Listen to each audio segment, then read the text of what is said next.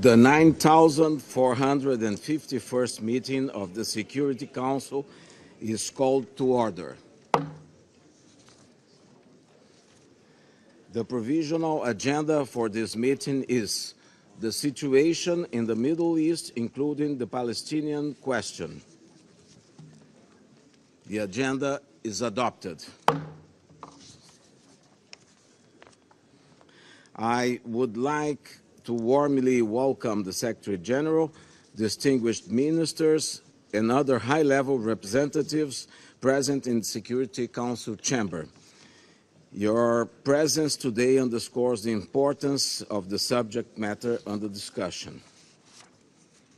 In accordance with Rule 37 of the Council's Provisional Rules of Procedure, I invite the representatives of Algeria, Argentina, Australia, Bahrain, Bangladesh, Belgium, the plurinational state of Bolivia, Cambodia, Canada, Chile, Colombia, Cuba, Czechia, Egypt, Finland, Germany, Guatemala, Hungary, Iceland, India, Indonesia, the Islamic Republic of Iran, Iraq, Ireland, Israel, Italy, Jamaica, Jordan, Kazakhstan, Kuwait, Lebanon, Libya, Liechtenstein, Luxembourg, Malaysia, Maldives, Mauritania, Mexico, Morocco, Namibia, the Kingdom of the Netherlands, New Zealand, Norway, Pakistan, Papua New Guinea, Peru, the Philippines, Poland, Portugal, Qatar, the Republic of Korea, Saudi Arabia, Sierra Leone, Slovenia, Spain, South Africa, Sri Lanka, the Syrian Arab Republic, Thailand, Tunisia, Turkey, Ukraine, the Bolivarian Republic of Venezuela, and Vietnam to participate in this meeting.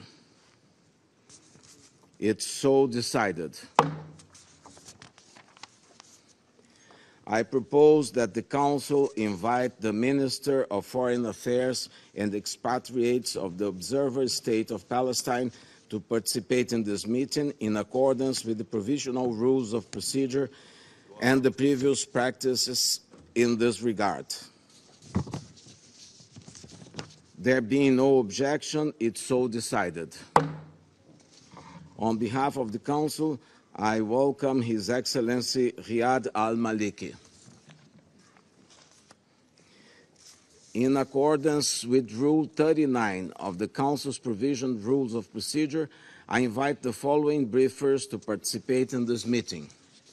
Mr. Thor Venesland, the Special Coordinator for the Middle East Peace Process, and Ms. Lynn Hastings, Deputy Special Coordinator for the Middle East Peace Process, Resident Coordinator and Humanitarian Coordinator for the Occupied Palestinian Territory.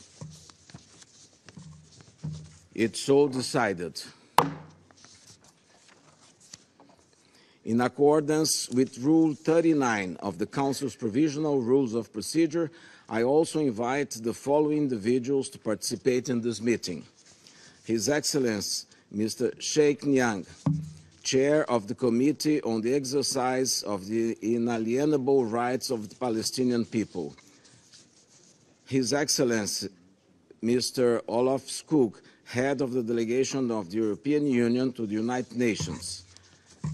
And His Excellency, Mr. Ahmed Abulgait, Secretary General of the League of Arab States. It's so decided.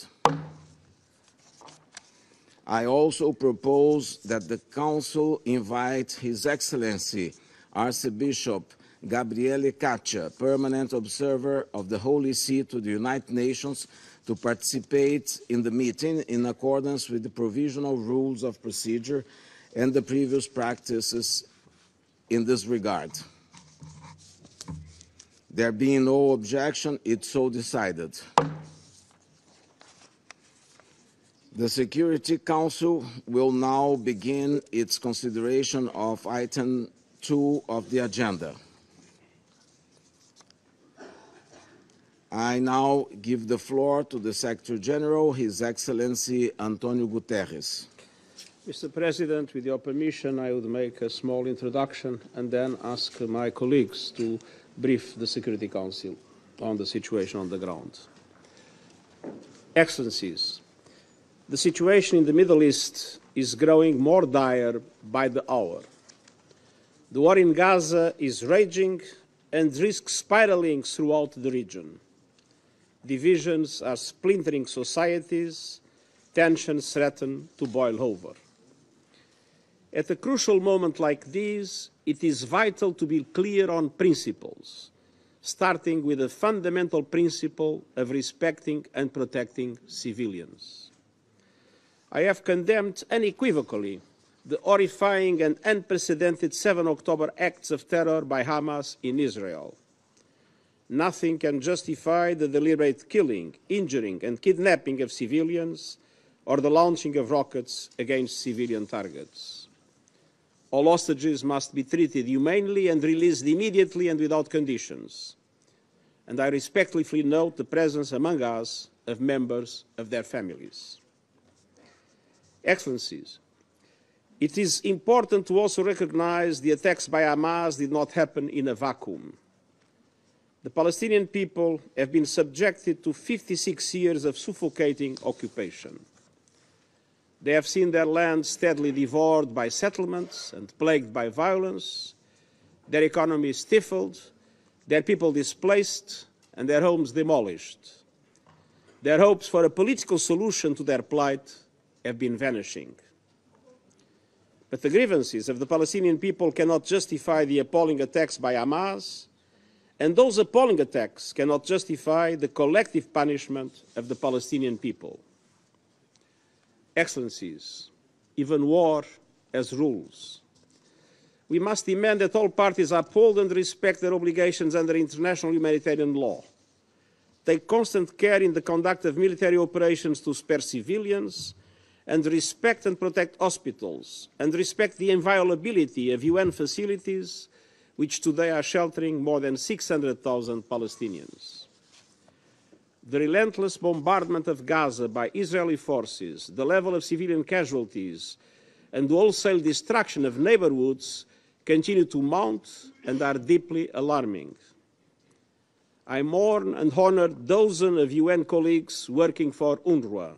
Sadly, at least 35 and counting, killed in the bombardment of Gaza over the last 2 weeks. I owe to their families my condemnation of these and many other similar killings. The protection of civilians is paramount in any armed conflict. Protecting civilians can never mean using them as human shields. Protecting civilians does not mean ordering more than 1 million people to evacuate to the south, where there is no shelter, no food, no water, no medicine, and no fuel, and then continuing to bomb the south itself. I am deeply concerned about the clear violations of international humanitarian law that we are witnessing in Gaza. Let me be clear, no party to an armed conflict is above international humanitarian law. Excellencies, thankfully some humanitarian relief is finally getting into Gaza, but it is a drop of aid in an ocean of need. In addition, our UN fuel supplies in Gaza will run out in a matter of days, and that would be another disaster. Without fuel, aid cannot be delivered, hospitals will not have power, and drinking water cannot be purified or even pumped. The people of Gaza need continuous aid delivery at a level that corresponds to the enormous needs, and that aid must be delivered without restrictions. I salute our UN colleagues and humanitarian partners in Gaza working under hazardous conditions and risking their lives to provide aid to those in need. They are an inspiration. To ease epic suffering, make the delivery of aid easier and safer, and facilitate the release of hostages, I reiterate my appeal for an immediate humanitarian ceasefire. Excellencies, even in this moment of grave and immediate danger, we cannot lose sight of the only realistic foundation for a true peace and stability, a two-state solution. Israelis must see their legitimate needs for security materialized, and Palestinians must see their legitimate aspirations for an independent state realized in line with the United Nations resolution, international laws, and previous agreements. And finally, we must be clear on the principle of upholding human dignity. Polarization and dehumanization are being fueled by a tsunami of disinformation. We must stand up to the forces of anti-Semitism, anti-Muslim bigotry, and all forms of hate. Mr. President, Excellencies, today is United Nations Day, marking 78 years since the UN Charter entered into force. That Charter reflects our shared commitment to advance peace, sustainable development, and human rights. On this UN Day, at this critical hour, I appeal to all to pull back from the brink before the violence claims even more lives and spreads even further. Thank you very much. I thank the Secretary General for his briefing. I now give the floor to Mr. Thor Venneland. Mr. President, Excellencies, members of the Security Council, I thank you for your sustained attention to the grave developments unfolding in Israel and the occupied Palestinian territory, particularly in and around Gaza. In light of the horrific violence of these past weeks, allow me to begin by expressing my most sincere condolences to the thousands of families in Israel, Palestine, and across the globe who are in mourning, in shock, and in profound pain. This includes the families of 35 UN staff killed in Gaza. The abhorrent attack launched by Hamas on 7 October and Israel's devastating, ongoing military operation in Gaza have taken a staggering toll on civilians and deeply shaken Israelis and Palestinians alike.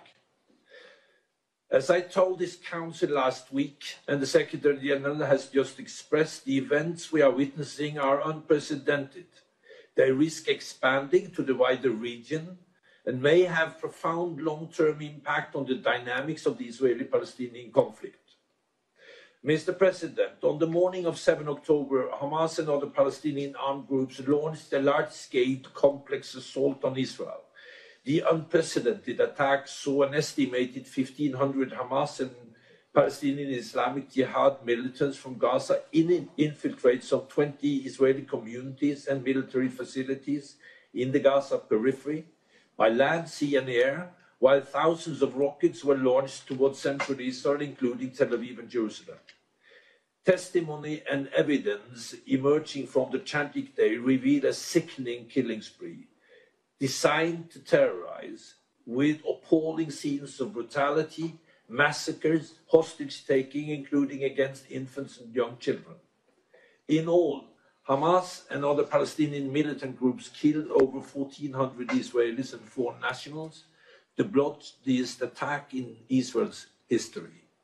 This includes over 1,000 civilians, many of them women and children, and over 360 security forces personnel. Over 5,400 Israelis were injured.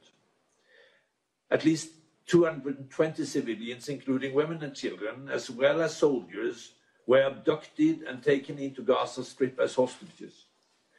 While not confirmed, Hamas has said that 22 hostages were killed by Israeli strikes. I welcome the release of 4 hostages and recognize the important role of Qatar in this regard.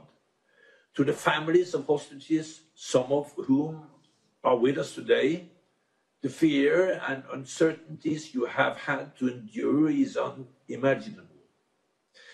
As the Secretary General and I have said repeatedly, your loved ones must be returned to you immediately and unconditionally. Heavy fighting between Israeli forces and militants inside the Israeli communities continued until 10 October, when the Israeli Defense Forces said it regained control of the perimeter fence.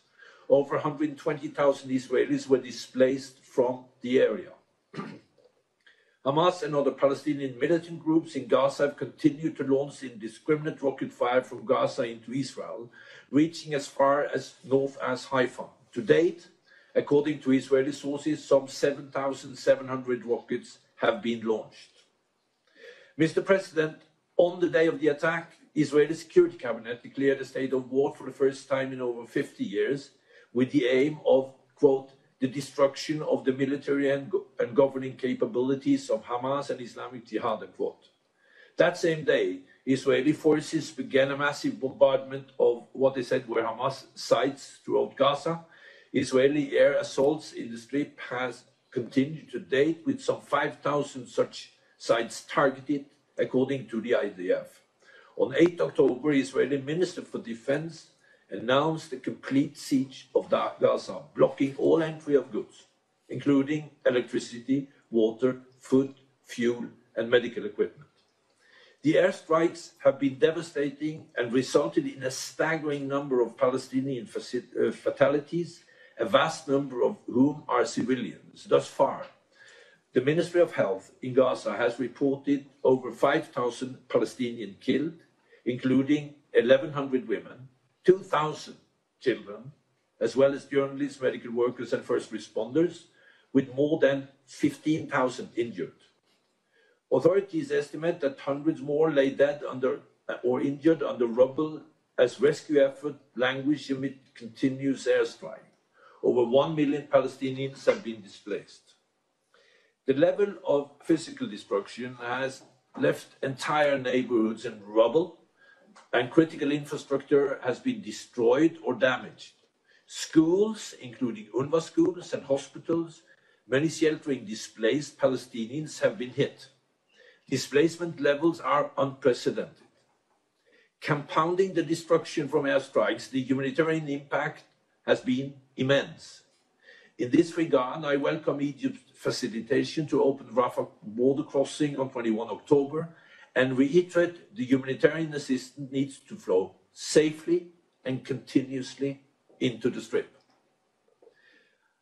I echo the Secretary General's appeal for an immediate humanitarian ceasefire.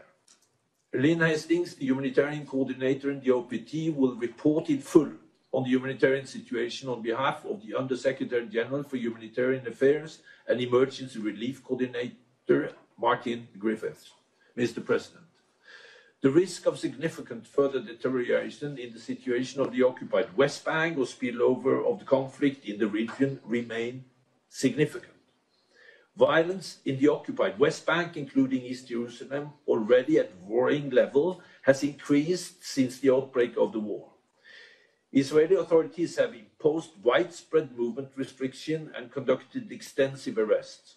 High number of daily clashes and armed exchanges between Palestinians and Israeli security forces and settlers have been recorded, as well as settler-related violence and Palestinian attacks against the Israelis. Since 7 October, 93 Palestinians, including 27 children, have been killed by ISF or settlers, and 1 Israeli security personnel was killed in an armed exchange. Large demonstrations in solidarity with the Gaza population took place in cities across the West Bank, with some leading to confrontation with Palestinian security forces. Meanwhile, across the blue line and amid heightened rhetoric and actors on the ground, intermittent but intense exchanges of fire since 8 October. Hezbollah, Hamas and Palestinian Islamic Jihad have launched rockets and anti-tank missiles towards Israel, while IDF responded with artillery fire and airstrikes, leading to casualties on both sides. On 13 and 20 October, 2 journalists were killed. Palestinian militants from Lebanon have also made several infiltration attempts, the most significant on 9 October. Over 80,000 Israelis have been evacuated from homes, and some 20,000 Lebanese have been displaced. On the Golan, the Israeli Defense Forces responded on 10 October with artillery and mortar shells towards what they said were a number of launches from Syria towards Israel. Syrian state media reported Israeli air attacks on 12 and 22 October, targeting the international airports of Damascus and Aleppo, and on 14 October, Aleppo International Airport. UNDOF continued to engage with both parties, urging them to exercise maximum restraints in respect of their obligation under the 1974 agreement on the disengagement of forces. Mr. President,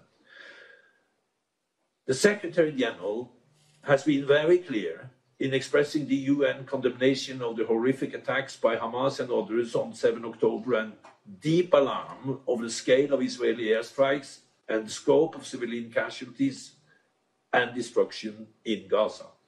Over this past week, the Secretary General and I have been pursuing any and every opportunity to address the situation on the ground and to prevent further civilian death and misery.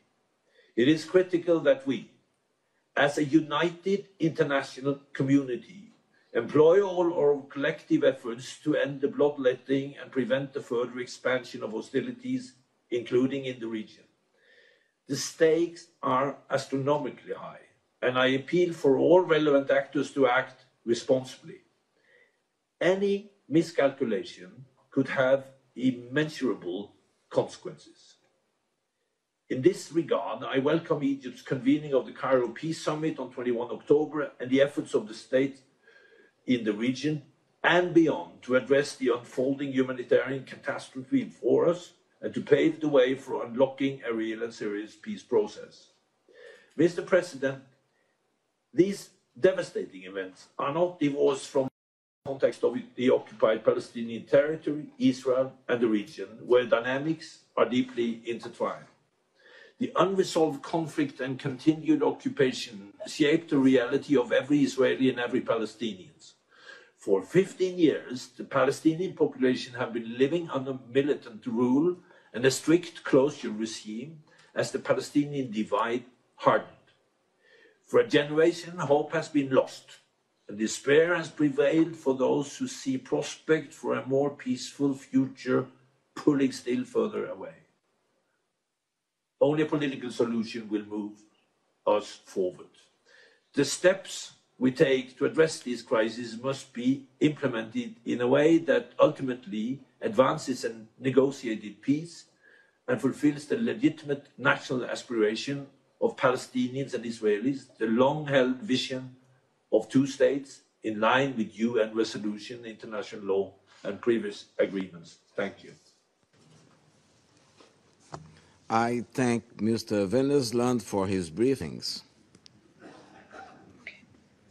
Mr. President, thank you for this opportunity to update the Security Council on behalf of Undersecretary General for Humanitarian Affairs and Emergency Relief Coordinator Martin Griffiths.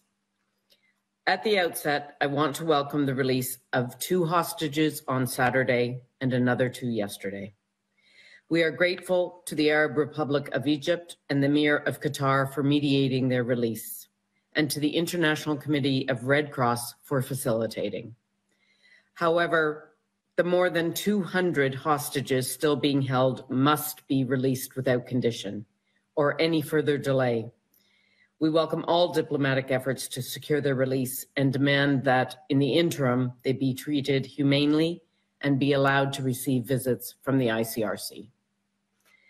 As intense airstrikes continue to rain down on Gaza, and as indiscriminate rockets fly into Israel, death, injury, destruction, and displacement are mounting. On the Israeli side, the fatality toll is more than 3 times the cumulative number of Israelis killed since OCHA began recording casualties in 2005. In Gaza, the reported Palestinian fatality toll of the past 17 days is more than double the total number of fatalities of the entire 2014, a war which lasted 50 days.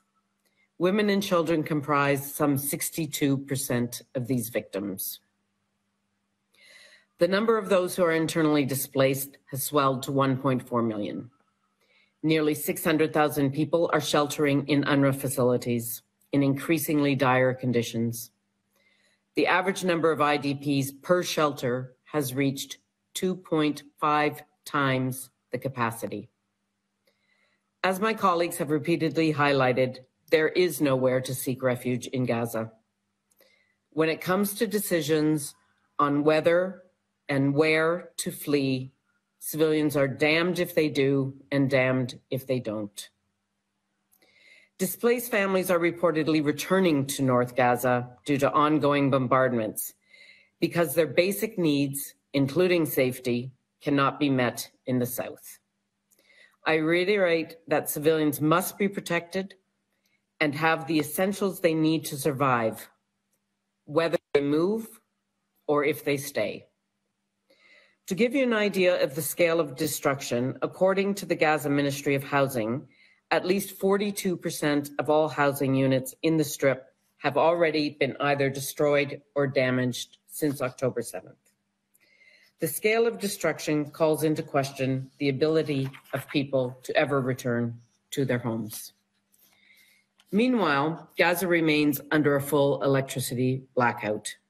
Hospitals are on the brink of collapse due to shortages of electricity, medicine, equipment, specialized personnel, and the damage and destruction. Patients are being treated on the floors due to a shortage of beds. Doctors are being forced to operate without anesthesia.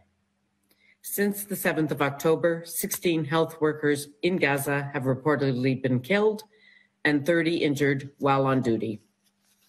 Mr. President, in the middle of this tumult, the agreement to use Rafah crossing from Egypt to get essential humanitarian supplies into Gaza has provided a glimmer of hope to people living in the appalling conditions. This past weekend, 34 trucks entered Gaza with life-saving supplies, and another 20 crossed Rafah into Gaza yesterday. 20 more of those are due to cross today. We welcome this important development, and we pledge to do our part to ensure these deliveries increase and continue. But these deliveries are a drop in the bucket compared to the vast scale of needs. They amount to no more than 4% of the daily average volume of commodities entering Gaza prior to these hostilities. Needs are now, of course, significantly greater. And most crucially, the deliveries made over the past few days do not include fuel. That is essential for powering the services that are needed for people to survive. Without fuel, our humanitarian operation will stop. No fuel means no hospitals functioning, no desalination of water, and no baking. Many people are drinking saline groundwater, increasing the risks of diarrhea, cholera, and other health issues. We urge Israel to bring water and electricity supplies back to pre-conflict levels and to work with us to find a secure way of bringing fuel into Gaza. While we negotiate with the government of Israel as to how best to bring fuel into Gaza, we have 400,000 liters of trucks ready to go. This would provide fuel for approximately 2.5 more days. If the civilians across Gaza are to get access to adequate food, water, medical care, and other essential supplies, we must be able to scale up deliveries of all goods, and we must be able to replenish fuel supplies. It will be important also that the Israeli crossings for the movement of people and goods are opened. I want to express my utmost admiration for the bravery and extraordinary commitment of those delivering life-saving and humanitarian services in Gaza. This includes the incredible staff at UNRWA, many of whom are displaced themselves and who continue to support the most vulnerable despite it all. We must also pay tribute to the 35 UNRWA colleagues who have tragically been killed. I urge the Council to redouble funding to UNRWA and other humanitarian agencies on the ground without delay so they can continue these indispensable efforts. Mr. President, today of all days, when we celebrate the United Nations, we must all continue to demand respect for international humanitarian law. The parties on all sides must take constant care to spare civilians, including medical and humanitarian personnel, civilian objects, including homes, hospitals, and humanitarian assets. Civilians must have the essentials to survive, and to this end, the passage of rapid and unimpeded and increased humanitarian relief must be facilitated and water and electricity connections resumed. I urge all countries with influence to exert it and ensure respect for the rules of war. Mr. President, agreement on the resumption of aid deliveries and the release of a small number of hostages over the past few days shows that through diplomacy and negotiations, humanity can prevail, and we can find humanitarian solutions, even in the depths of this conflict. In this spirit, I reiterate the Secretary General's call for an immediate humanitarian ceasefire to ease this epic human suffering. If we are to prevent any further descent into this humanitarian catastrophe, dialogue must continue to ensure essential supplies can get into Gaza at the scale needed, to spare civilians and the infrastructure they depend on, to release hostages, and to avoid any further escalation and spillover. The world is looking to the member states around this council to play its part in leading the way. Thank you. I thank Mrs. Lynn Hastings for her briefing, and I now give the floor to His Excellency Mr. Riyad Al-Maliki, Minister of Foreign Affairs and Expatriates of the Observer State of Palestine.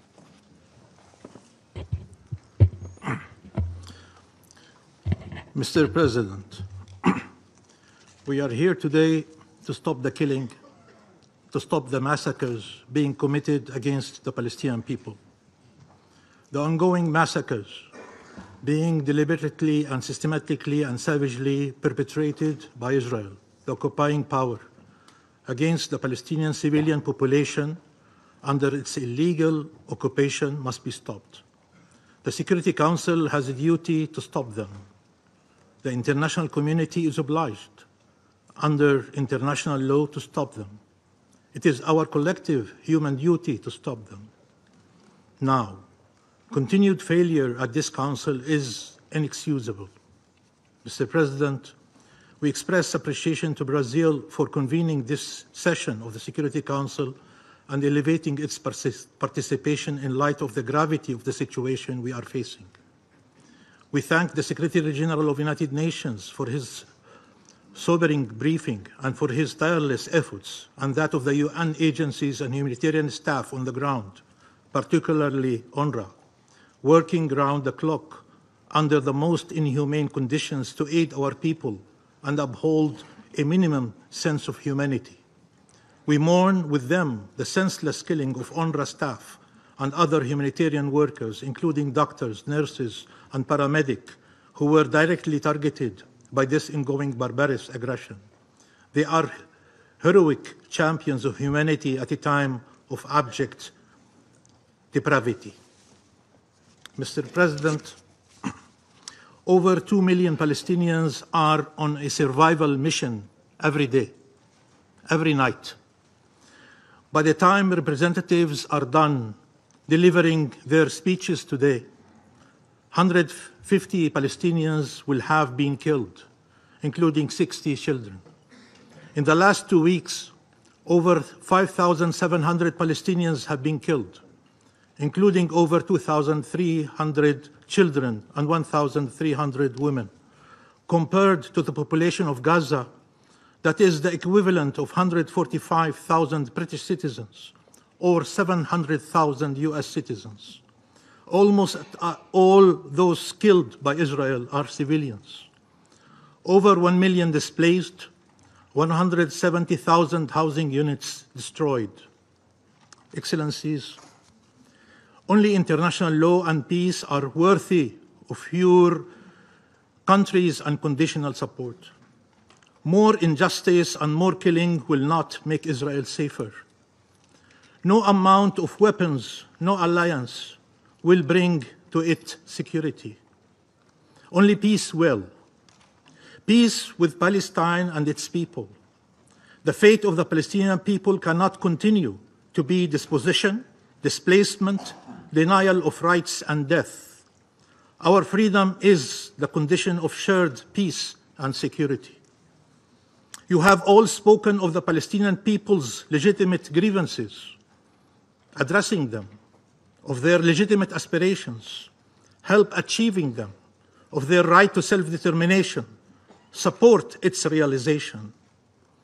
For those actively engaged to avoid an even greater humanitarian catastrophe and regional spillover, it must be clear that this can only be achieved by putting an immediate end to the Israeli war launched against the Palestinian people in the Gaza Strip.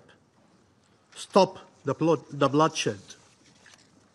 There is no amount of humanitarian aid that can address the situation if more death, destruction, and devastation are imposed on our people in Gaza. There is no way to contain underlying tensions in our region if that reality does not change. There are so many fronts open for war and none for peace. Some of my colleagues spoke to me about the pain and anger of bereaved families. Every family in Gaza is a bereaved family. No one is spared. No one is safe. Where is the solidarity with them? Where is the empathy towards them? Where is the outrage for their killing? If these expressions are genuine, they cannot be accompanied by excuses for the killer and reasons for him to continue the killing. We should be on the same side, all of us who believe in justice and in peace, in the rule of international law, in the value and sanctity of human life. We should stand shoulder to shoulder in these moments. But that is only possible if everyone recognizes the value of Palestinian life, the need to uphold Palestinian rights. This is only possible if you offer unconditional support to the rule of international law and the objective of peace, not to those breaching the former and destroying the latter. Sooner or later, you will have to admit that the interests of your countries and those of this Israeli government are not aligned, but rather opposed. The sooner you recognize it, the more lives can be saved, the more chance we have to walk back from the abyss. It may be hard to imagine in these circumstances a different reality. The effort and energy it would take, the difficult choices it implies, the political cost it carries, the changes to policies it entails. But as we said repeatedly, it is worth it. Because of the alternative, the one we are living in right now, the one the Palestinian people have been experiencing for decades. There is a reality where no Palestinians and no Israelis are killed, where all enjoy equal measures of freedom, peace, and security.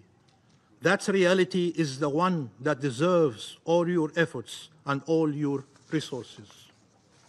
Invest in peace, not war. Support justice, not vengeance. Stand for freedom, not justify continued subjugation and occupation. Billions of people from all faiths and all origins care about the fate of the Palestinian people. They measure against it all the statements and positions of your countries. They consider it the ultimate test for the values one proclaims and the norms we all enacted. In Gaza, under the rebels lies over 1,000 Palestinians and all the values and all the norms. Under the bombs, 2 million Palestinians and all the values and all the norms. Abandoning the Palestinian people is betraying those values and norms. You either rescue the international law-based order or leave it to die there. We thank all those who have taken an equivocal position and offered support, starting with the countries of our region, who understand more than any other the implications of the continued inhumane and barbaric attacks against our people, but also countries across the globe, peoples in your streets, the moral voices of this world. Please listen to them. You have families, and some of you evoked them when Israelis were killed.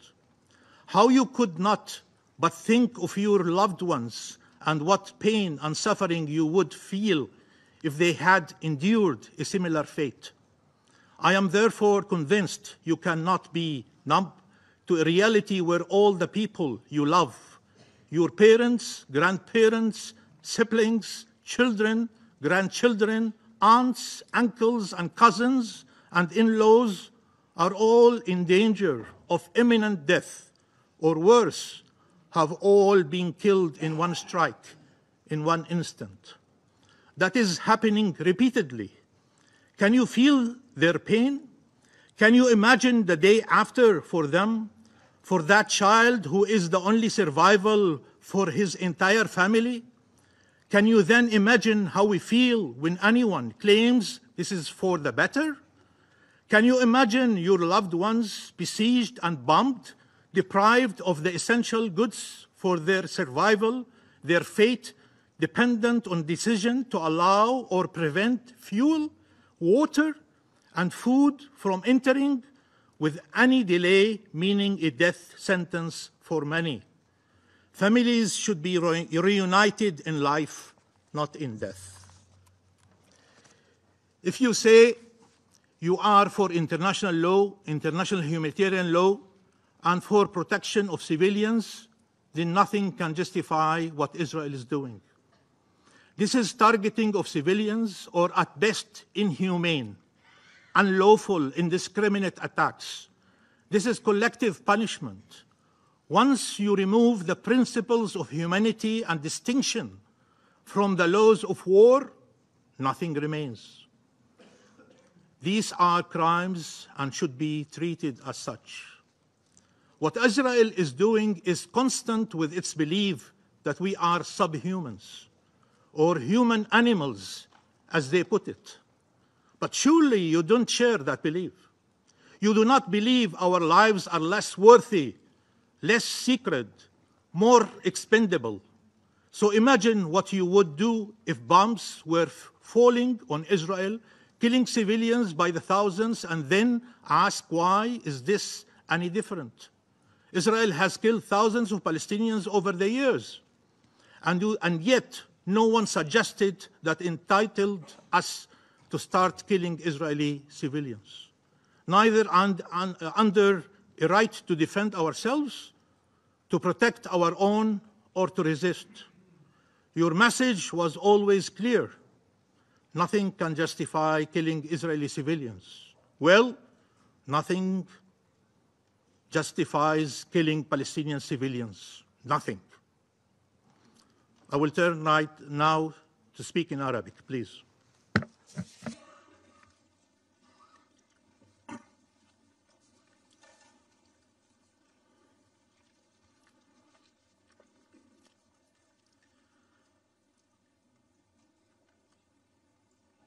السيد الرئيس.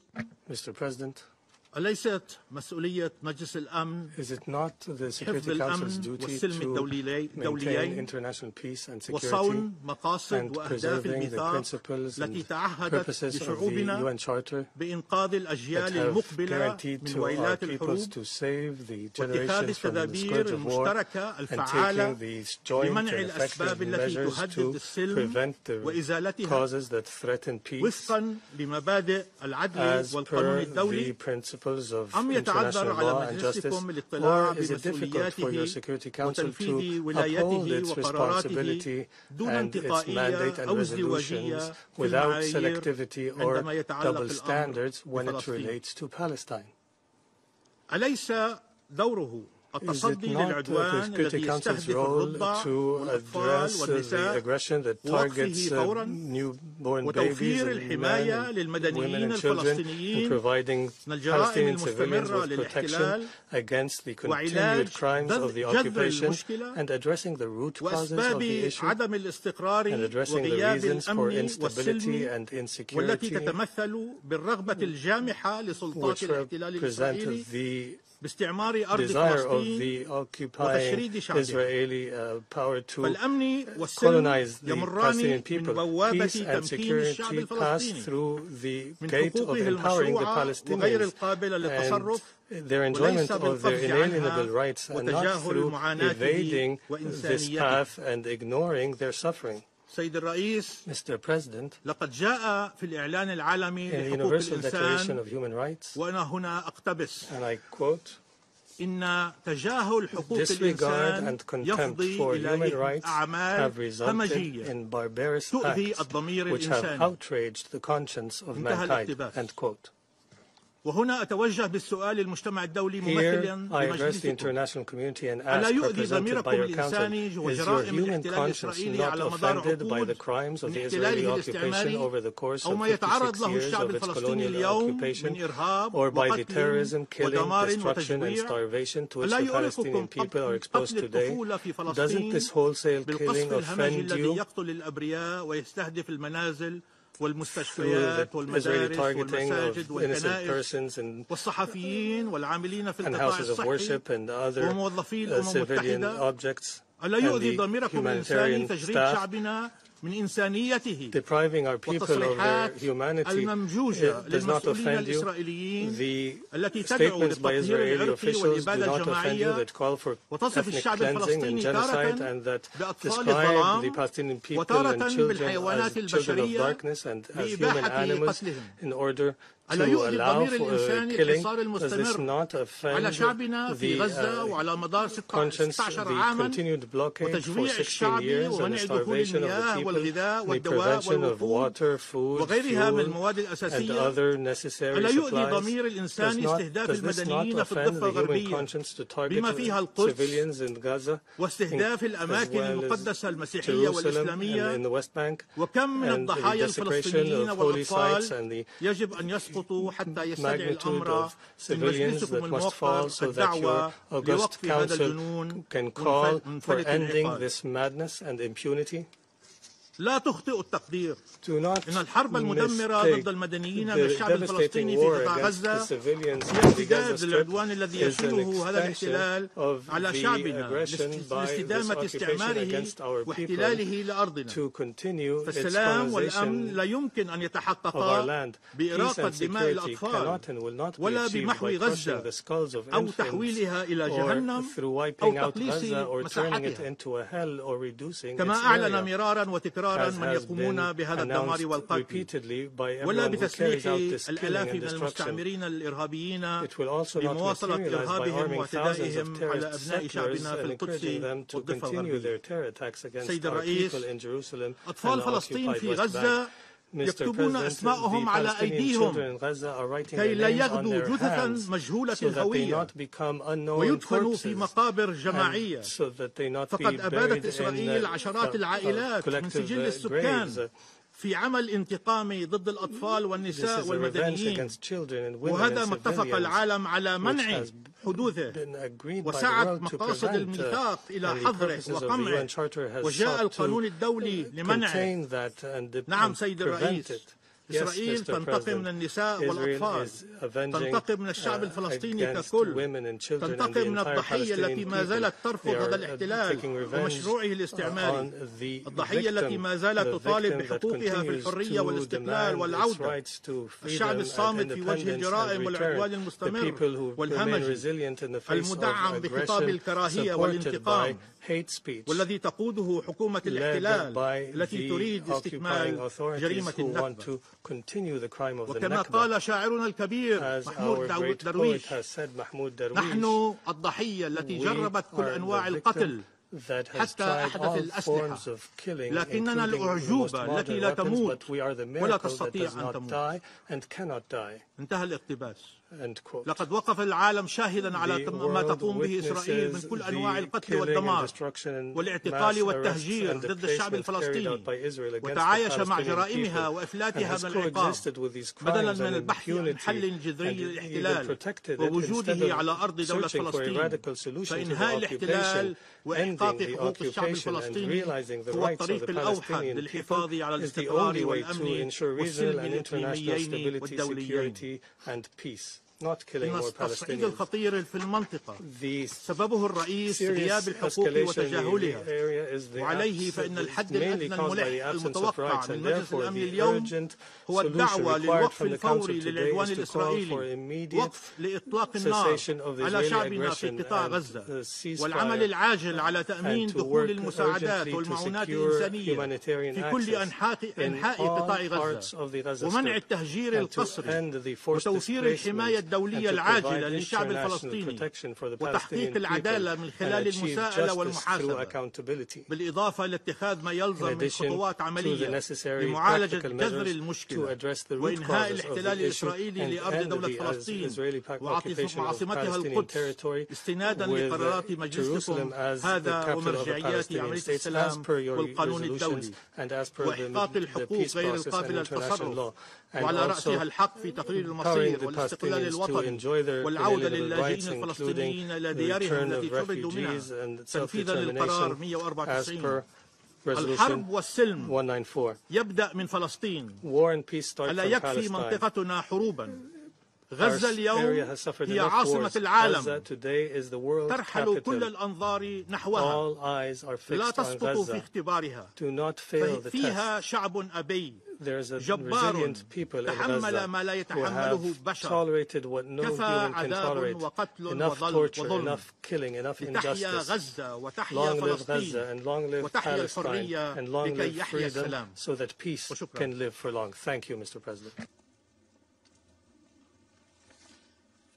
I thank His Excellency Mr. Al-Maliki for his statement, and I now give the floor to His Excellency Mr. Eli Cohen, Minister for Foreign Affairs of Israel.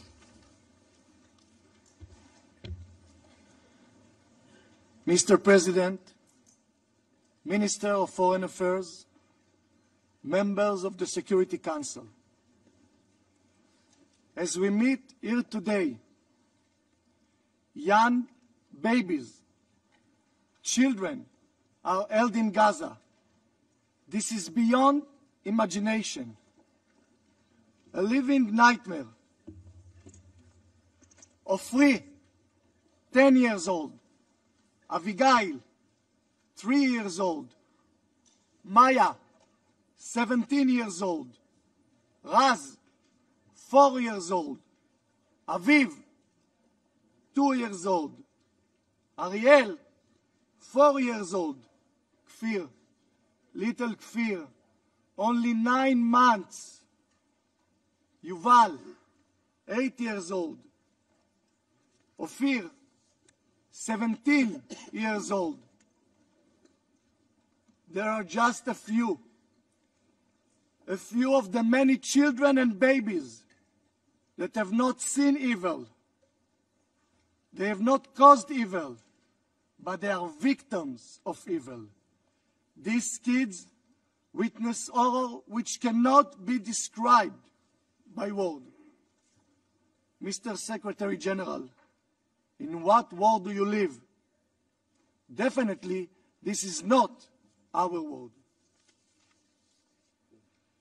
Do I want to remember the creation of hell, the shouts of the raiders in joining the hunt, cries of the wounded begging for life, faces of mothers craved with pain, hiding children, dripping with fear? No, I don't want to remember. But how can I forget? Do I want to remember this world upside down? Families vanish in the midst of the day. The mass grave steaming with vapor of blood. Mothers screaming for children in vain. No, I have to remember and never let you forget. This heart-burning poem was written by Alexander Kimmel, a Holocaust survivor in 1942.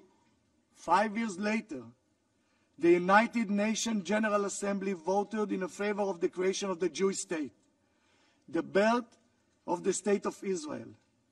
75 years ago was a clear statement: never again, never again. Saturday, October 7, will go down in history as nothing less than a brutal massacre. Saturday, October 7, is a wake-up call for the entire free world, a wake-up call against extremism and terror. On that day, over 1,500 terrorists of Hamas and Islamic Jihad infiltrated Israel from the south with a viciousness exceeded even ISIS, killing over 1,400 babies, children, women, and men, and wounded over 4,000. They went from house to house, slaughtering entire families and individuals in the beds, on the streets, on the way to the synagogue, raping women, burned them alive, dancing and chanting on people's bodies. You have not been there. You've not seen the horror or smell it. Let us pause for a moment. Think about many innocent people that just wake up in Saturday morning. So many of them are not yet brought to a final burial. And let's recite the immortal words of the Jewish prayer for the dead, the Kaddish. Itgadal v'yitkadash shmei Rabbah. This massacre will go down in history as more brutal than ISIS. Hamas are new Nazis. Hamas are the new Nazis. Just as the civilized world united defeat the Nazis, just as the civilized world united to defeat ISIS, the civilized world has to stand united behind Israel to defeat Hamas. Let us not mistaken about Hamas' intention. I'm sure, Secretary General, you can read it. Its charter clearly calls for the destruction and elimination of the State of Israel. This will never be. Over 220 were taken hostage. Among the hostages, children who have seen their parents murdered. Holocaust survivor, elderly in need for care and medicine. We call for immediate the Red Cross access to all the hostages and their unconditional release. Present in this room, Moran Aloni. 7 members of his family were taken hostage. Moran's sister, Sharon Aloni Konyo, and Danielle Aloni were kidnapped with Sharon's husband, David, and their 3-year-old twins, Emma and Yuli. 3-year-old twin. Right now, while we are sitting here, they are owned by the Hamas. Alongside Daniel's 5-year-old daughter, Amelia. Early morning, early Saturday, on the 7th of October, Sharon wrote on her family group chat that there are Hamas terrorists in their home, and they are hiding in the safe room. A few minutes later, she wrote that the terrorists set the house on fire, since if they are not able to enter into the room and to slaughter them, they burn the houses in order they will get out. And they written that they are choking in the safe room. A few minutes later, Moran received a private message from his sister. We are dying. Help us. The family received information that Sharon, Daniel, Emma, Yuli, Emilia, David, and Ariel, David's brother, are held in captive by Hamas terrorists in Gaza. Here with us is another family, Hersh Goldberg-Polin, a young man, age 23, one of the beautiful and innocent participants in the music festival. Hersh is seriously injured. On his phone, the last 2 text messages he managed to send to his parents before he was kidnapped to Gaza. I love you. I'm sorry. That's what he wrote to his parents.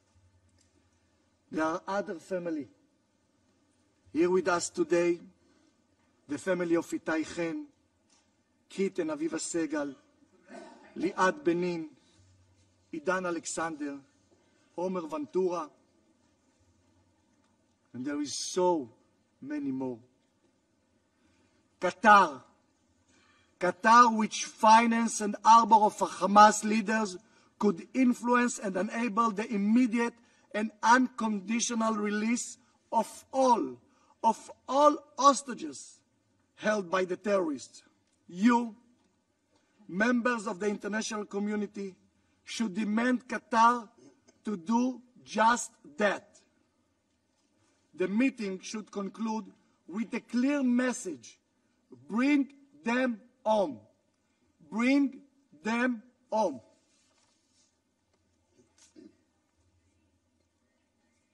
I would like to listen to this recording. طب انا قاعد اكلمك من جوا بسيم، افتح الواتس تبع قول له وين، شوف كيف قتله، شوف كيف قتلت فيديو ضربنا قتل اليهود، هاي دخلوا بسيم يابا. ربنا يحميك يا رب، ربنا يحميك يا رب. قاعد اكلمك من جوال يهوديه، قتلته وقتلت جوزها. This is a terrorist of Hamas. What he said there in Arabs, he's telling to his mother and fathers that he is proud that he has blood of 10 Jewish that he murdered. What monster they gave a birth to. Secretary General, this is the world that we live. We give Palestinian Gaza till the last millimeter. There is no dispute in regards to the land of Gaza. But they take the money they receive from the world, and instead of building hospital, office building, commercial center, they took the money to dig tunnels, to build rocket factory, not for the favor of the people. This is one example. And you see, and you can show all the movie that they film, and they're proud of this. The low lives were not speaking on behalf of Islam, human values, or fight for freedom. They were speaking on behalf of cruelty, malice, and hate. And you should all ask yourself, ladies and gentlemen, who do we face?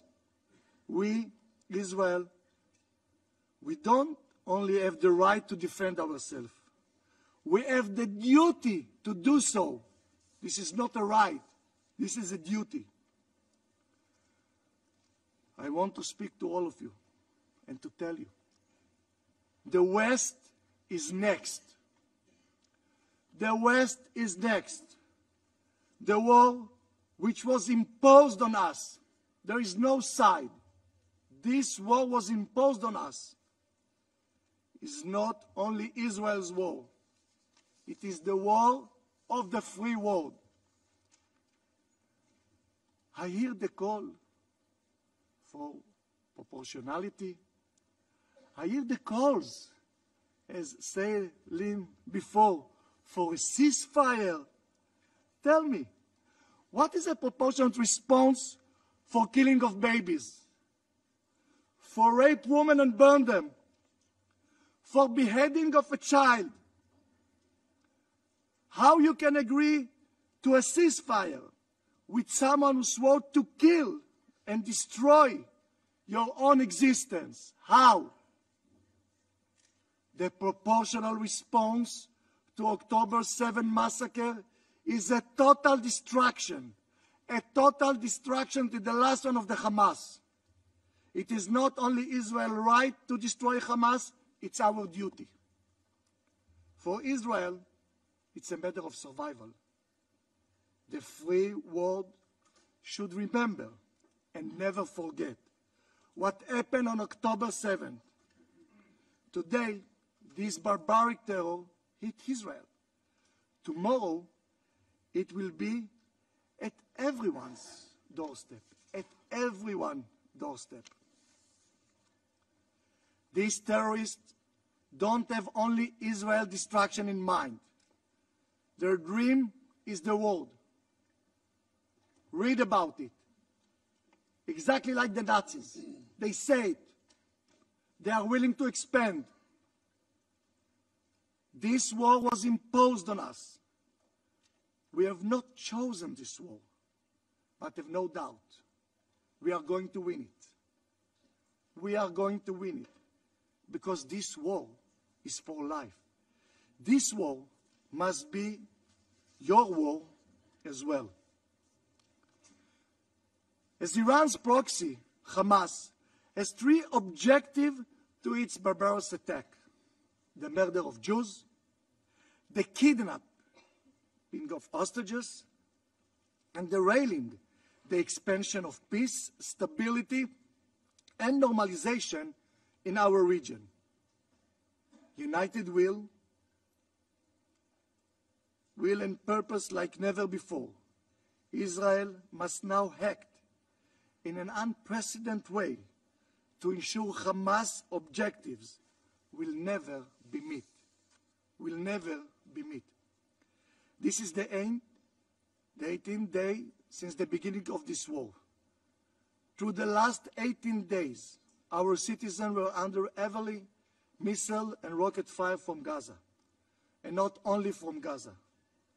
There is a clear attempt on escalating and provoking a war on our northern border, whereas Iran proxy Hezbollah is targeting our cities.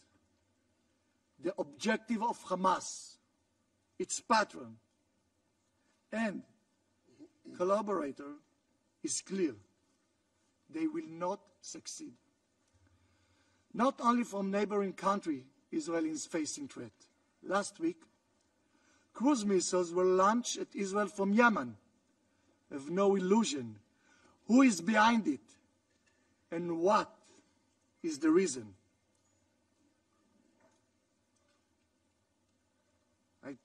I'm telling to our Arab country and neighbor, we share the same threat of Iran and the terror organization.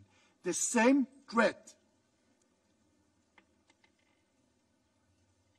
I stand here in front of you saying loud and clear, this war will be won. And for the international community to understand who is under threat and who is the aggressor. Mr. President, colleagues, permanent representative, the world now is facing a clear choice of moral clarity. One can be either part of the civilized world or surrounded to the forces of evil and barbarism. Hamas savages and their friends. There is no middle ground, no room for moral ambiguity, no room for this. I want to thank all the government who's already designated Hamas as a terror organization, and I call others to do it immediately. I want to thank the United States, President Biden and Secretary Blinken for showing such a moral clarity, for standing with Israel in word and deed at this dark hour. Thank you. I also wish to thank the many other leaders from across the world who have come to stand with Israel in this difficult time. I would like to remind you, the Charter here of the United Nations, which you all signed, begins with this word: we, the people of the United Nations, determined to save succeeding generations from the scourge of war, which twice in our lifetime has brought untold sorrow to mankind. Today, after the most vicious and brutal terror attack in the modern history, if all nations do not stand decisively and clearly by the innocent orphans left alone in the world, by the kids that were slaughtered while dancing at sunrise, by the Holocaust survivors murdered or kidnapped, stand by Israel on our mission to eliminate the monsters from the face of the earth. If all nations do not stand by the basic value of humanity described in the UN Charter, this will be the darkest hour of United Nations under you, Mr. Secretary. At this place, will have no moral justification to exist. At this difficult time for the people of Israel, we say loudly, we are strong. We will rebuild.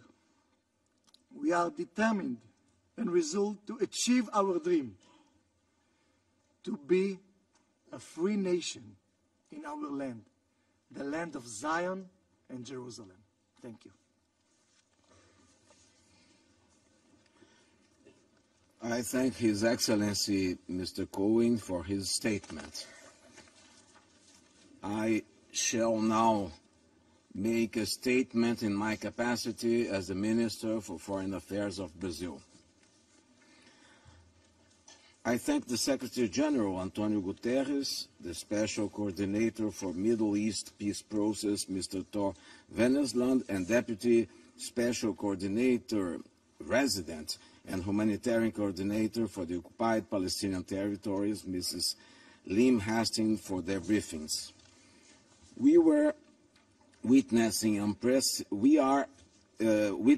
unprecedented levels of violence in the region. Since October 7th, more than 5,000 lives have been lost on both sides, and more than 1 million people have fled their homes in the Gaza Strip. Allow me to quote President Lula on his appeal to reason. Hamas must release Israeli children who were abducted from their families. Israel must cease bombing so that Palestinian children and their mothers can leave the Gaza Strip across the border with Egypt. There needs to be a minimum of humanity in the insanity of war. End of quote. What President Lula is underscoring is that we are dealing with both a hostage and a humanitarian crisis. The acts of terrorism carried out against civilians in Israel resulted in over 1,000 victims and the abduction of hundreds of innocent people, including children and the elderly. 3 Brazilian citizens have been confirmed dead, victims of Hamas attacks. As we deeply mourn their passing, we cannot condone acts of terrorism. Violence only breeds further violence. I want to make an appeal, therefore, for the immediate and unconditional release of all civilian hostages in safety, in particular of women and children. Acts of terrorism are heinous and criminal, and international law is clear on the ways to address it. The Security Council has created a significant body of counterterrorism norms. When counterterrorism efforts disregard basic norms and principles, including on the use of force, they reinforce rather than counter the narratives of terrorist groups. Hence, as an effective strategy to address the terrorist threats, it's imperative to ensure full respect for human rights, humanitarian law, and refugee law.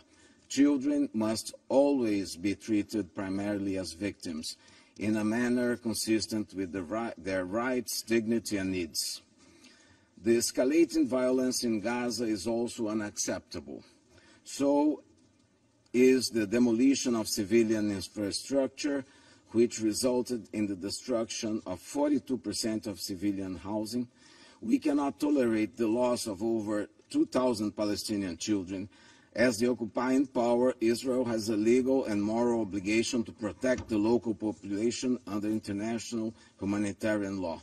The recent events in Gaza are particularly concerning, including the so-called evacuation order, which is leading to unprecedented levels of misery for innocent people. The number of trucks with humanitarian aid that cross the Rafah border is utterly insufficient to meet the basic needs of the local population. The entire territory continues without power supply, impacting the work of health personnel. Hospitals are operating beyond full capacity. Access to drinkable water has been impeded, and many are resorting to improper sources of water. Civilians must be respected and protected at all times and everywhere. All parties must strictly abide by their obligations under international humanitarian law. And I highlight in this respect the fundamental principles of distinction, proportionality, humanity, necessity, and precaution, which must guide and inform all actions and military operations. Distinguished delegates, we must not lose sight of the root causes of this conflict: oppression, social and economic inequalities, recurring violations of human rights. 2023 marks 75 years since the beginning of the Israel-Palestine conflict. It is disheartening to see the lack of progress in the peace process between Palestinians and Israelis. The stalemate in the peace process has been fueling an unsettling rise in violence. Even before the crisis in Gaza, 2023 was already the year with the highest death toll since 2005. The situation in the West Bank remains tense, with successive harmful incidents escalating into violence and leading to civilian casualties. The surge in shelter-related violence is also alarming. Achieving peace requires strict adherence to international law, as well as working towards realizing the two-state solution. As clearly stated by this Council, the continued occupation of the West Bank is unlawful and undermines the prospects for peace. Israel must stop all settlement activities in the occupied Palestinian territories, including East Jerusalem.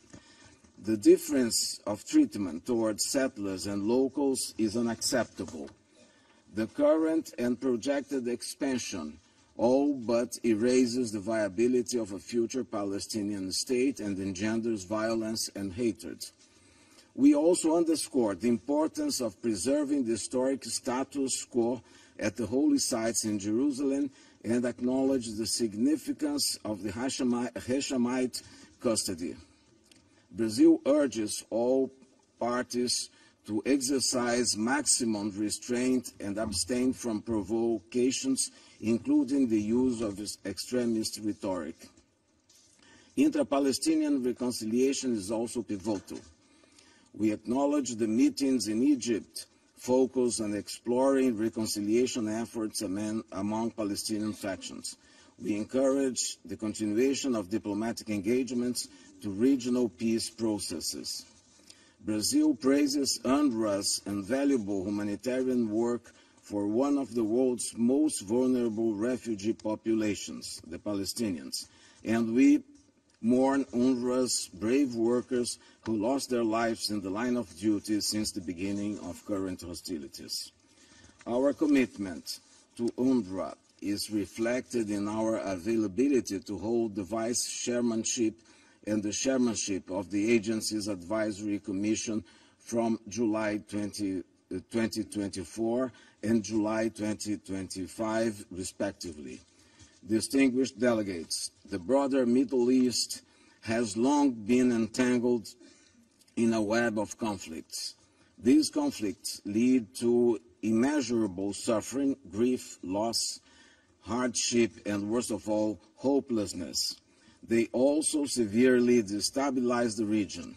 Now we see the very concrete risk of the crisis in Gaza spilling over to other parts of the region. Amid all these daunting challenges, diplomacy and dialogue remain as our most powerful assets. The maritime dispute between Israel and Lebanon has been peacefully settled through negotiations. Similarly, the recent rapprochement between Saudi Arabia and Iran underscores the potential of good faith engagement. The establishment of diplomatic relations between Israel and Arab countries also show the willingness to engage and cooperate. Such endeavors bring hope on peace in the region. The League of Arab States plays a vital role in this context by working tirelessly to mediate and foster dialogue between conflicting parties. Distinguished delegates, the Council has a crucial responsibility in the immediate response to the unfolding hostage and humanitarian crisis. Much of the reputation of the United Nations depends on its approach to the ongoing crisis. Since 2016, the Council has not been able to pass a resolution on the situation in the region. Obstructive strategies have been impeding the crucial decision on international peace and security be taken. As a result, the situation in the Middle East is by far one of the most thwarted issues in the Security Council. This Council must be up to the challenge before us. We will likely be tried and found guilty by future generations for our inaction and complacency. We must find ways to unlock multilateral action. Focusing on disagreements will not lead us to the direction of much-needed solution to the unfolding dire human crisis. The Security Council should not shy away from its responsibility of calling for the liberation of the innocent people abducted from their families, as well as for their safety, well-being, and humane treatment. This is a broad political call for the opening of urgently needed humanitarian corridors. A decision on the humanitarian aspects of the current crisis is within a hand's reach of the Council members, on condition that we refrain from politicization of the already complex situation on the ground. Brazil will continue to promote dialogue among members and action on the part of the Councils through the opening of possible avenues of negotiation. In this spirit, President Lula instructed me to attend the Cairo Peace Summit the past Saturday with an unequivocal message to add Brazil's voice to all those who are urging calm, restraint, and peace in the region. Despite the various positions of the member states there represented, consensus was possible on four major aspects as follows: the end of violence, the implementation of ceasefire, the establishment of humanitarian corridors, and the full endorsement of the two-state solution.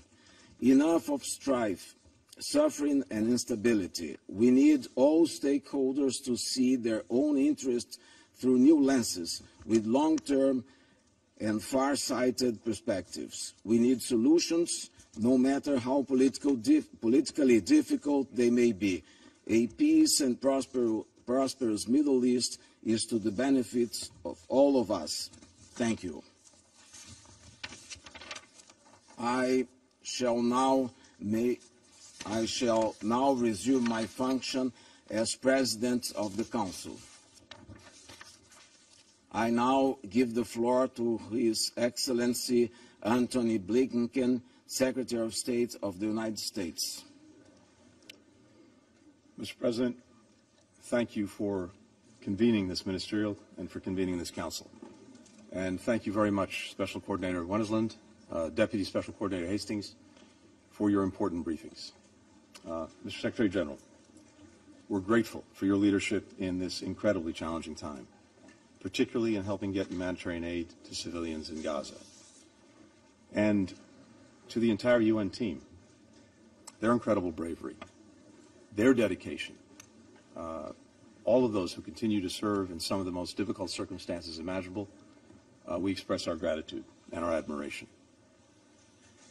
I'm here today because the United States believes that the United Nations, and this Council in particular, has a crucial role to play in addressing this crisis. Indeed, we put forward a resolution that sets out practical steps that we can take together toward that end.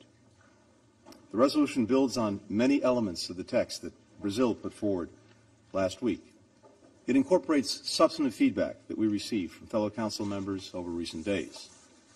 It also draws heavily on the views that I heard firsthand from partners across the region after Hamas's appalling attack on October 7th, views that the United States shares. First, we all recognize the right and indeed the imperative of states to defend themselves against terrorism. That's why we must unequivocally condemn Hamas's barbaric terrorist attack against Israel. Babies riddled with bullets, young people hunted down and gunned down with glee, young people beheaded, families burned alive in a final embrace,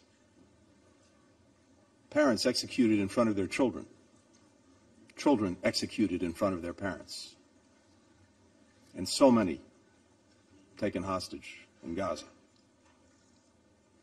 We have to ask, indeed it must be asked, where is the outrage? Where is the revulsion? Where is the rejection? Where is the explicit condemnation of these horrors? We must affirm the right of any nation to defend itself and to prevent such horror from repeating itself. No member of this Council, no nation in this entire body could or would tolerate the slaughter of its people. As this Council and the UN General Assembly have repeatedly affirmed, all acts of terrorism are unlawful and unjustifiable. They're unlawful and unjustifiable whether they target people in Nairobi or Bali, in Luxor, Istanbul or Mumbai, in New York or Kibbutz Berry. They're unlawful and unjustifiable whether they're carried out by ISIS, by Boko Haram, by Al-Shabaab, by Lashkar-e-Taiba, or by Hamas. They're unlawful and unjustifiable whether victims are targeted for their faith, their ethnicity, their nationality, or any other reason. And this Council has a responsibility to denounce member states that arm, that fund, and train Hamas, or any other terrorist group that carries out such horrific acts. Let's not forget that among the more than 1,400 people that Hamas killed on October 7th were citizens from more than 30 UN member states, including many of the members around this very table. The victims included at least 33 American citizens. Every one of us has a stake. Every one of us has a responsibility in defeating terrorism. Second, we all agree on the vital need to protect civilians. As President Biden has made clear from the outset of this crisis, while Israel has the right, indeed the obligation, to defend itself, the way it does so matters. We know Hamas does not represent the Palestinian people, and Palestinian civilians are not to blame for the carnage committed by Hamas. Palestinian civilians must be protected. That means Hamas must cease using them as human shields. It's hard to think of an act of greater cynicism. It means Israel must take all possible precautions to avoid harm to civilians.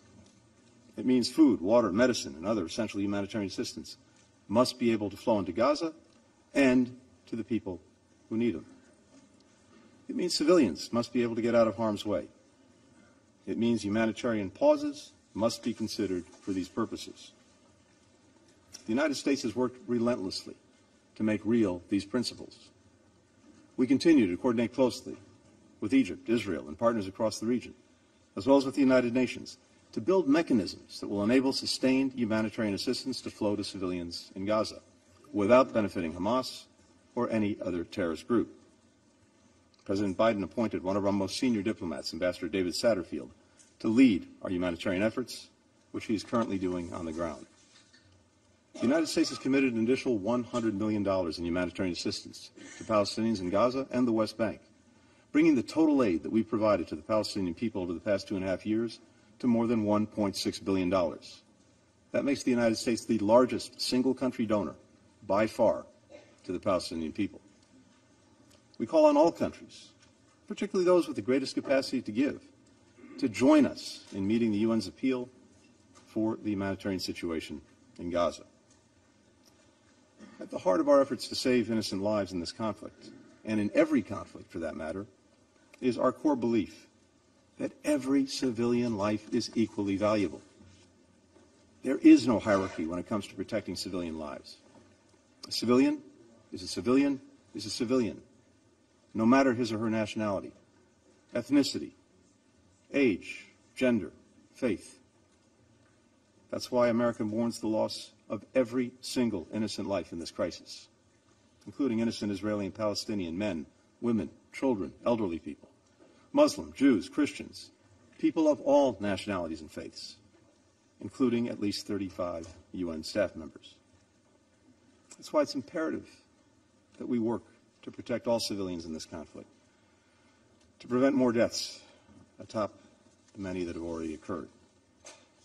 The value we place on civilian life is the driving force behind our efforts to secure the release of hostages held by Hamas and other terrorist groups in Gaza. I, as others have, had the occasion to meet with families of those missing and suspected to be in the hands of Hamas on my recent trip. Several, as you know, are in this room with us today. None of us can imagine the nightmare they're living, something no family should have to endure. Their loved ones must be released immediately, unconditionally, and every member of this council, indeed, every member of this body, should insist on that, insist on that, insist on that. We're grateful to Qatar, to Egypt, to the ICRC for helping secure the release of 4 of Hamas's hostages. But at least 200 more, and again, from many of our nations, are still in the grip of Hamas. So, again, I implore every member here, use your voice, use your influence, use your leverage to secure their unconditional and immediate release. Third, we're all determined to prevent this conflict from spreading. This goes to the principal responsibility of the Security Council, maintaining international peace and security. A broader conflict would be devastating, not only for Palestinians and Israelis, but for people across the region and indeed around the world. To that end, we call on all member states to send a firm, united message to any state or non-state actor that is considering opening another front in this conflict against Israel, or who may target Israel's partners, including the United States. Don't throw fuel on the fire. Members of this council, and permanent members in particular, have a special responsibility to prevent this conflict from spreading. I look forward to continuing to work with my counterpart from the People's Republic of China to do precisely that when he visits Washington later this week. Now, it is no secret to anyone in this room or on this council that for years, Iran has supported Hamas, Hezbollah, the Houthis, and other groups that continue to carry out attacks on Israel. Iranian leaders have routinely threatened to wipe Israel off the map. In recent weeks, Iran's proxies have repeatedly attacked U.S. personnel in Iraq and Syria, whose mission is to prevent ISIS from renewing its rampage. So, let me say this before this Council, and let me say what we've consistently said to Iranian officials through other channels. The United States does not seek conflict with Iran. We do not want this war to widen. But if Iran or its proxies attack U.S. personnel anywhere, make no mistake, we will defend our people, we will defend our security, swiftly and decisively. To all the members of this Council, if you, like the United States, want to prevent this conflict from spreading, tell Iran, tell its proxies, in public, in private, through every means, do not open another front against Israel in this conflict. Do not attack Israel's partners. And we urge members to go a step further. Make clear that if Iran or its proxies widen this conflict and put more civilians at risk, you will hold them accountable. Act as if the security and stability of the entire region and beyond is on the line, because it is. Fourth and finally, even as we address this immediate crisis, we all agree that we must redouble our collective efforts to build an enduring political solution to the conflict between Israelis and Palestinians. The only road to lasting peace and security in the region, the only way to break out of this horrific cycle of violence, is through two states for two peoples. As President Biden has underscored from day one, Palestinians deserve equal measures of security, of freedom, of justice, of opportunity, of dignity. And Palestinians have a right to self-determination and a status of their own. Now, we have no illusions about how hard it will be to achieve a two-state solution. But as President Biden has said, we cannot give up on peace. Indeed, it's precisely in the darkest moments, like this one, that we have to fight the hardest to preserve an alternative path, to show people making it real, improving their lives in tangible ways is possible. Indeed, it's necessary. We've heard many countries express support in recent weeks for a durable political solution. Our message today is this: help us build that solution. Help us prevent the spread of war that will make two states and broader peace and security in the region even harder to achieve. Members of this Council, we stand at a crossroads. Two paths lie before us. The difference between them could not be more stark. One is the path offered by Hamas. We know where it leads: death, destruction, suffering, darkness. The other is the path toward greater peace, greater stability, greater opportunity, greater normalization and integration. A path toward people across the region being able to live, to work, to worship, to learn, side by side. A path toward Palestinians realizing their legitimate right to self-determination and a state of their own. Nothing would be a greater victory for Hamas than allowing its brutality to send us down its path of terrorism and nihilism. We must not let it. Hamas does not get to choose for us. The United States stands ready to work with anyone ready to forge a more peaceful and secure future for the region, the future its people yearn for and so deserve. Thank you, Mr. President. I thank His Excellency Mr. Blinken for his statement. Now I give the floor to Her Excellency Mrs. Catherine Colonna, Minister for Europe and Foreign Affairs of France. Monsieur le Président, je remercie le secrétaire général et son représentant personnel et coordonnateur spécial des Nations Unies pour le Moyen-Orient, ainsi que son adjointe, d'avoir informé notre Conseil. Et je salue l'engagement personnel du secrétaire général face à cette situation qui est très préoccupante et disons-le dangereuse. Très préoccupante sur le plan humanitaire et dangereuse car la région risque un embrasement. Notre Conseil doit désormais agir et exercer ses responsabilités. C'est son devoir, c'est notre devoir. Nous avons le devoir de condamner sans aucune ambiguïté l'attaque terroriste du Hamas et d'autres groupes terroristes contre Israël, une attaque massive, inhumaine et abominable, une attaque contre des civils, assassinés de sang-froid, torturés, Personne ne peut contester la réalité que le 7 octobre, le Hamas, groupe terroriste, Hamas, a terrorist group, launched an offensive against a UN member state, Israel. Ce terrorisme a aussi frappé la France. This terrorism also struck France. 30 French people died, and 9 of our people are missing. They are reportedly hostages. I reiterate our call for all hostages to be released immediately without conditions. Children, including French children, are today most probably being held hostage in Gaza. No one within this council can accept this. All hostages must be released. In light of this attack, I'd like to reiterate that France unswervingly stands in solidarity with Israel and unfailingly supports its security. Israel has the right to security. Israel has the right to defend itself and protect its people so that such an attack never, ever happen again. The President of the Republic reiterated this again today in Israel. I went there 9 days ago and I saw the pain and the suffering of the people. Israel has the right to defend itself while respecting international law, in particular international humanitarian law, and therefore to protect civilians. We're all aware as well that Hamas does not at all represent the Palestinians. In the Gaza Strip, where Hamas reigns with terror, it is holding the population hostage.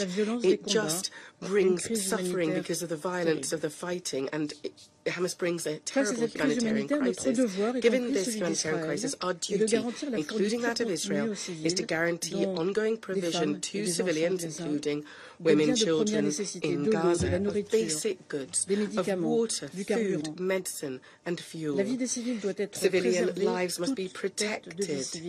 Any loss of civilian life is a tragedy. In order to achieve this, we need to ensure safe, swift, unhindered humanitarian access, but also sustainable access to the Gaza Strip. We must also ensure the respect for international humanitarian law and its principles: humanity, neutrality, impartiality, and independence. We must also call for humanitarian pauses to be set up, a humanitarian truce that will ultimately lead to a ceasefire. I talked about this on Friday in Cairo during the Summit for the Peace organised by Egypt, and I welcome Egypt's efforts. And also this was reiterated yesterday to the French Parliament. Over the weekend, 2 humanitarian convoys were able to cross the Rafah crossing point, and they need to continue to enter Gaza. The Secretary General said it. The entry of these trucks is a question of life or death for the inhabitants of Gaza. The number of these convoys must increase. More needs to be done because the needs are enormous. Each civilian counts, each minute counts. France is engaged in tackling humanitarian needs. Just like the EU, it has increased its humanitarian assistance to the people since the start of the crisis. France has mobilised 20 million additional euros in supplementary humanitarian aid for the population of Gaza through the UN and UNRWA and the WFP, the ICRC and NGOs. I would like to commend them. France has also chartered a special flight with emergency humanitarian aid for the Palestinians to assist efforts conducted by Egypt that we encourage. The sum total of our assistance to the Palestinians will thus in 2023 reach 100 million euros. We therefore have furthermore the duty of preventing a conflagration of the entire region. France is undertaken to stop a spillover. Certain stakeholders need to refrain from benefiting from the current situation. We need to be very blunt here. We caution them against any regional escalation that would drag the region into a downward spiral. A conflagration rather would not benefit either the region nor anyone else. The seriousness of the situation, sir, reminds us and urges us that it is our duty to pave the way for peace once again. We need to act to create the favourable conditions for a lasting political solution that can meet the legitimate aspirations of Palestinians and Israelis to live in peace, not pitted against each other, but alongside each other. The conditions for this lasting peace are well known. The indispensable guarantees to Israel for its security and a state for the Palestinians. The only viable solution is a two-state solution, the two-state solution. This is what France has always defended and will continue to defend. I mentioned this on Saturday in Cairo, and President Macron will say this again today to the Israelis and Palestinians and regional partners. We must do all we can to mobilise in order to achieve this. The Council must mobilise and fully exercise its responsibility. It's high time for this to happen. The country of France wanted to go to Ramallah, and he managed to do so, and he has met with President Hamas right now. We need to do all we can to mobilise in order to find political prospects. This Council needs to fully exercise its responsibility here. It is high time for it unambiguously to condemn the Hamas terrorist attack against Israel, that it calls to respect international law, including humanitarian law, and calls for deliveries to the aid to be delivered to the population in Gaza. This is why France voted in favour of the draft resolution presented by Brazil. I would like to thank Brazil for its efforts, and this is why France will continue to support any Council initiative that is just and based on our common principles. This Council must act, and it must act now. Mr. President, the UN Charter came into force 78 years ago today. We're here to serve it and to serve the cause of peace. Today is a difficult day, and France calls on everyone to shoulder their responsibilities before the Charter and before humankind. Thank you very much. I thank His Excellency Ms. Colonna for her statement. And now I give the floor to His Excellency Mr. Michel Onanga Ndiaye, Minister for Foreign Affairs of Gabon. Thank you, Mr. President. Monsieur le Président, je voudrais d'abord vous remercier d'avoir organisé ce débat public ministériel à un moment où la situation au Moyen-Orient ne cesse de s'aggraver et requiert la plus grande attention de la communauté internationale. Je voudrais saisir cette opportunité pour vous féliciter également pour la présidence de votre pays, le Brésil, en ce mois d'octobre. Je voudrais me féliciter également de la participation à ce débat de M. le secrétaire général Antonio Guterres et salue ses efforts en faveur du processus de paix au Moyen-Orient. J'ai suivi avec une grande attention les exposés édifiants du coordonnateur spécial, M. Thor Wedeslam, et de la coordonnatrice spéciale adjointe pour le processus de paix au Moyen-Orient, en charge également de la coordination des affaires humanitaires pour le territoire palestinien occupé, Mme Lynn Hastings. Les attaques effroyables du Hamas en Israël le 7 octobre dernier marquent un point nouveau de basculement dans le conflit israélo-palestinien. Le bilan des combats entre Israël et le Hamas alourdit chaque jour et de façon vertigineuse, avec des milliers de morts et de blessés, des personnes enlevées, des atrocités commises à l'encontre des femmes, enfants et des personnes âgées. Le Gabon, mon pays, réitère sa ferme condamnation de ces actes de barbarie et exhorte les ravisseurs